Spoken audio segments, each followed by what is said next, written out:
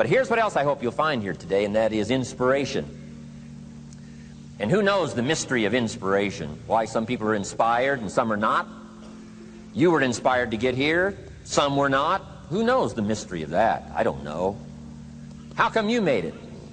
The rest of them didn't make it. We don't know what that mystery is. Some people turned it down. Some people said it costs too much. Some people said it's going to take too much time. Some people are too busy, right? A lot of different excuses why some are inspired to take advantage of something that comes to town. Others pass it up. We don't know the mystery to that. Here's what I call it: mysteries of the mind. And I just leave it at that. Some things I don't try to figure out. I take the simple approach now, right? Some people do and some people don't. I mean, that's about as profound as my philosophy is.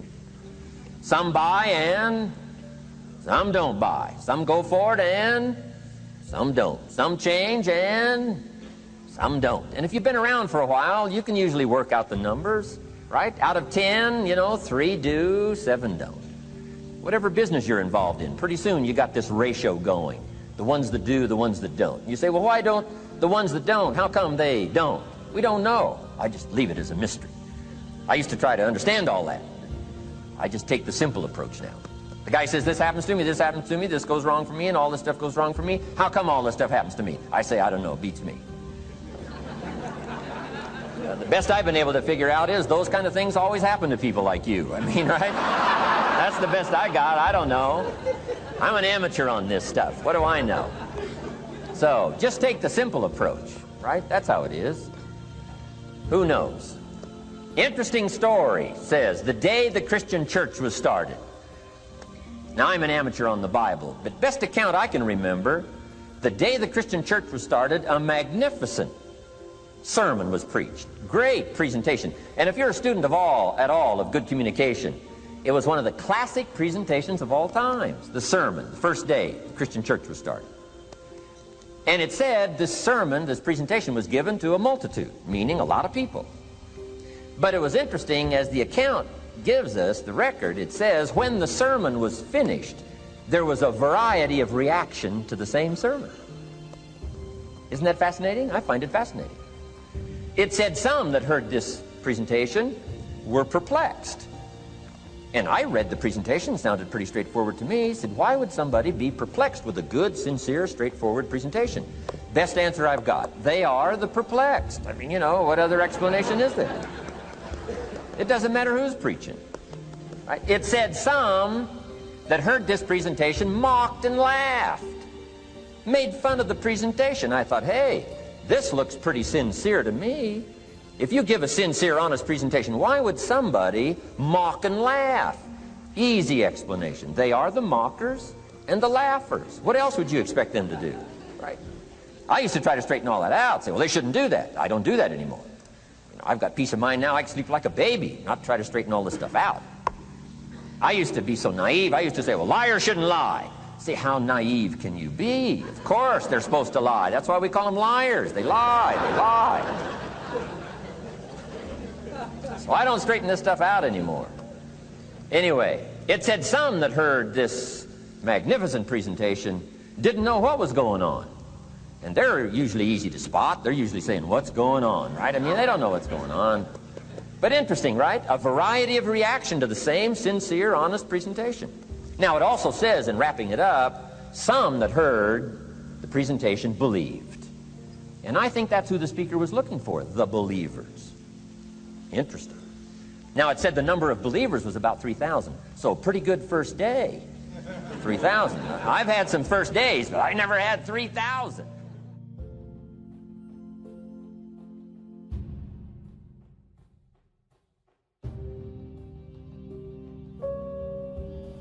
Over caution.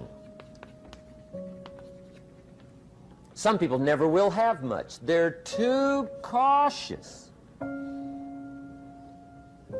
Now, you can also be too reckless, but you can also be too cautious. This is called the timid approach to life.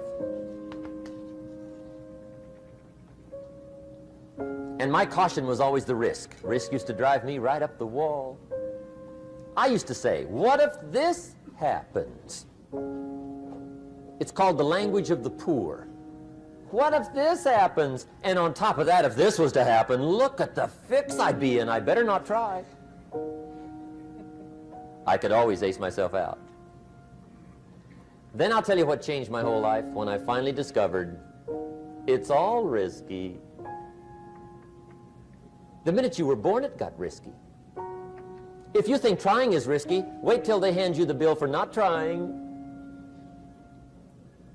If you think investing is risky, wait till you get the tab for not investing. See, it's all risky. Getting married is risky. Having children is risky. Going into business is risky. Investing your money is risky. It's all risky. I'll tell you how risky life is. You're not going to get out alive. That's risky. The Englishman says, well, if that's the way it's going to work out, let's give it a go. Right, that's what it's for. Give it a go. Somebody says, yeah, but I'm looking for safety and security. Fine, then huddle in a corner. We'll cover you with a sheet, bring you 3 meals a day.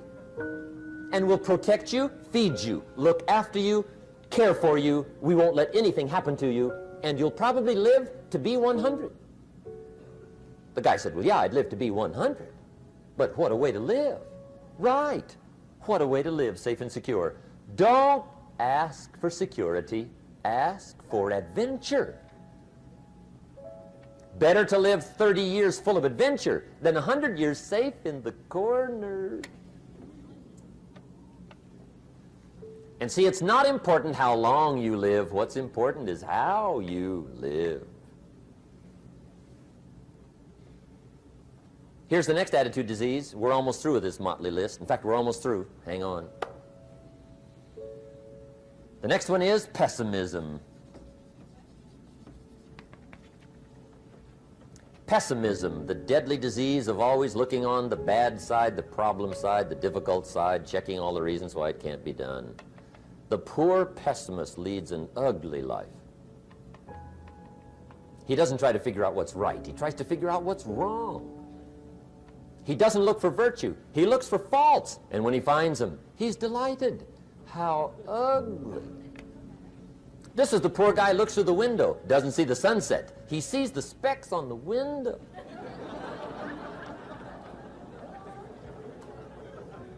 And this is the poor guy, right, who rushes up, takes such leave of his senses. This guy rushes up and he says, I've got 5 good reasons why it won't work. He's so dumb he doesn't know. All he needs 1. He's got 5.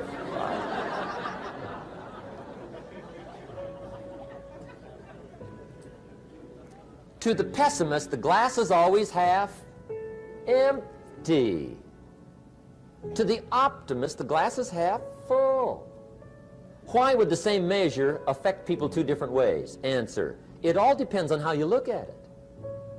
Our lives are mostly affected by the way we think things are, not the way they are. The way we think they are affects us most.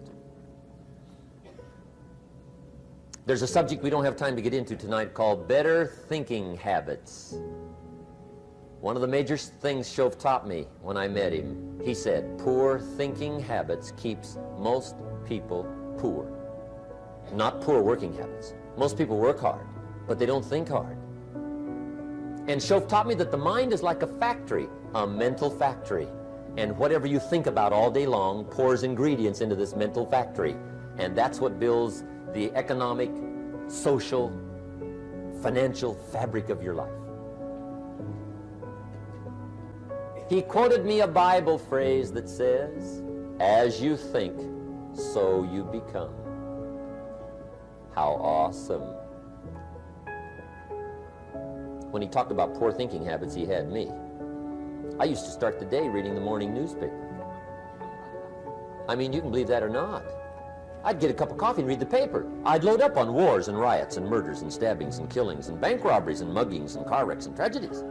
I'd even read the back pages. I seem to like that stuff for some weird reason. I'd load up on all that, and then I'd start the day. You can imagine the kind of days I used to have.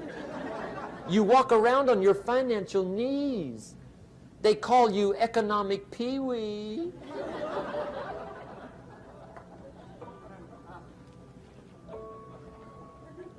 The guy says, I want to be a great leader. Wonderful. The first thing we do is follow him to his house. When we get there, we walk in and check his library, number one. Somebody says, well, why check his library? The reason is because what a man reads pours massive ingredients into his mental factory, and the fabric of his life is built from those ingredients. You would not believe what some people have got in their house to read. You would not believe. One of the best dressed up words I know for a lot of it is trash. Can you imagine dumping a barrel of trash into this mental factory every day and coming out with a rich, dynamic, positive life? It can't be done. You might as well try making a cake with cement. The kids back in Danbury, Connecticut, high school, they're asking me questions one day. I'm talking to the kids. Kids got good questions these days. One of them said to me, Mr. Rohn, how do you build the good life? I said, it's simple. It's not easy, but it's simple. Here's how you build anything. Select the right ingredients, keep out the wrong ingredients, and it starts with thought.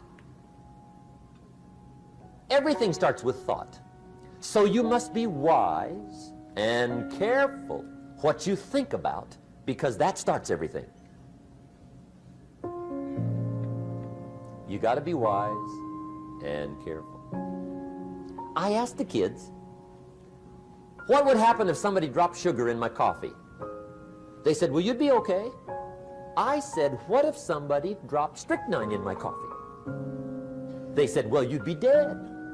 I said, correct. Lesson one, life is both sugar and strychnine. You gotta be careful. I said, what if my worst enemy drops in the sugar? They said, will you be okay? I said, what if my best friend, even by accident, drops in the strychnine? They said, well, you'd be dead. I said, correct. Lesson two, watch your coffee.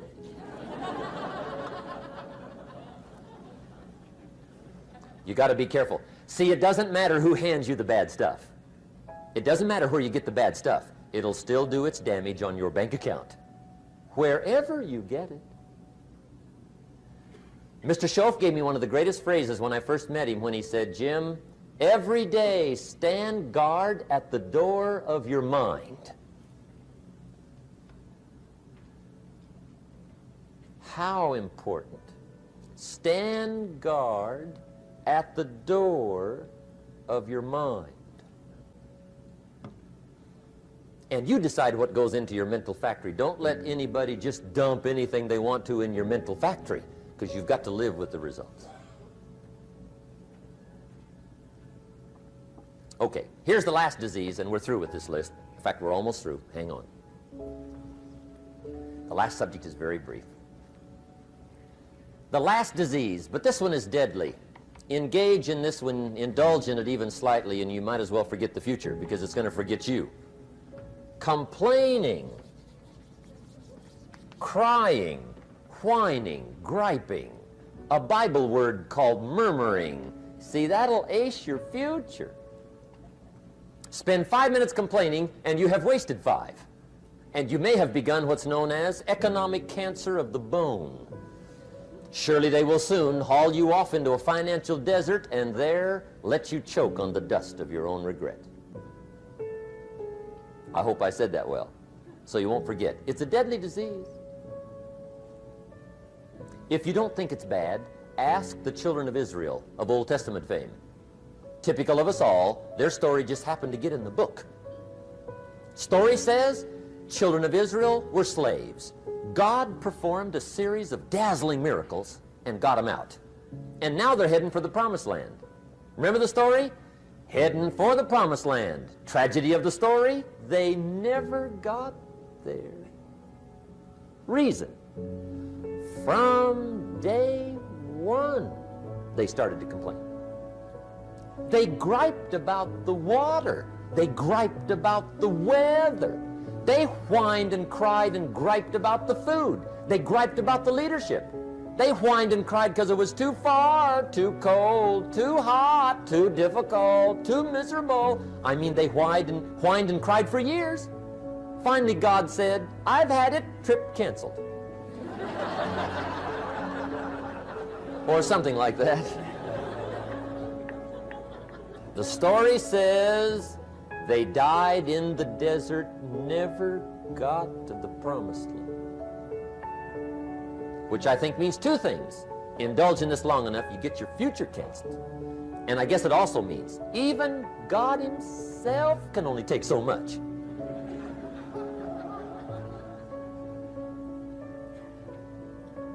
Okay. Just be on the lookout of the things that can destroy all the good you start. The war is on. And this evening, tomorrow, mentally, personally, socially, economically, you got to make sure you're winning the war. And this is part of it.